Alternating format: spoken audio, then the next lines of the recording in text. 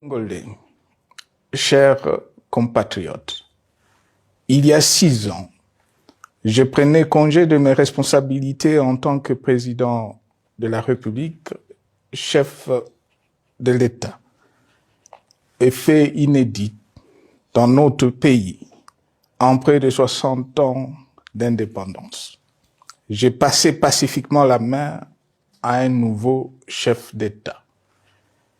Depuis lors, je m'étais imposé un strict devoir de réserve, y compris quand j'ai fait l'objet, directement ou par mes proches interposés, de provocations, de déni de droit, d'humiliation, d'imputations dommageables et d'autres multiples atteintes à ma dignité.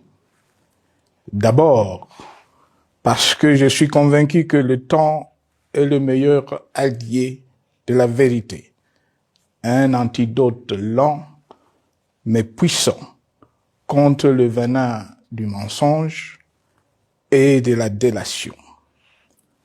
Mais aussi et surtout, parce qu'agir autrement aurait fait le jeu de ceux qui, par cette campagne odieuse, cherchaient à détourner l'attention de notre peuple de leur incapacité, aujourd'hui avérée, à répondre à ses attentes et aspirations.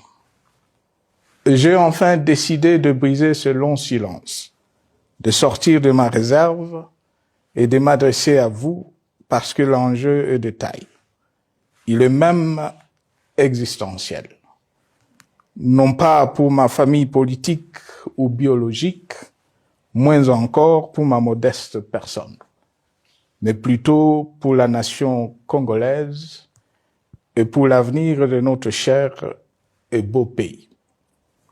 J'ai décidé de briser le silence parce qu'au vu de la situation que traverse notre pays, continuer à me taire m'aurait rendu poursuivable devant le tribunal de l'histoire pour non-assistance à plus de 100 millions de compatriotes en danger.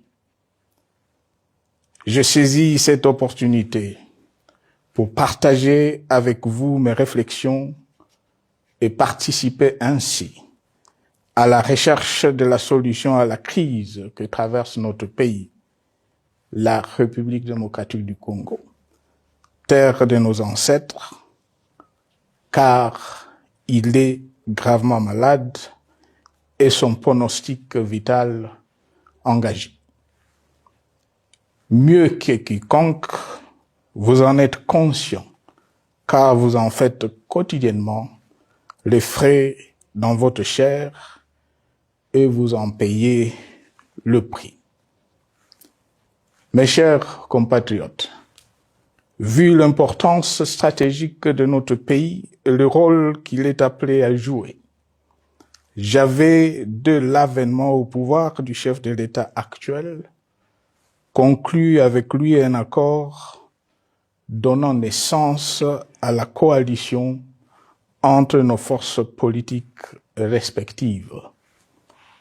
À propos de cet accord, beaucoup de contre-vérités ont été dites, y compris, fort malheureusement, par celui qui est censé connaître la vérité, parce qu'en étant l'un de deux principaux signataires.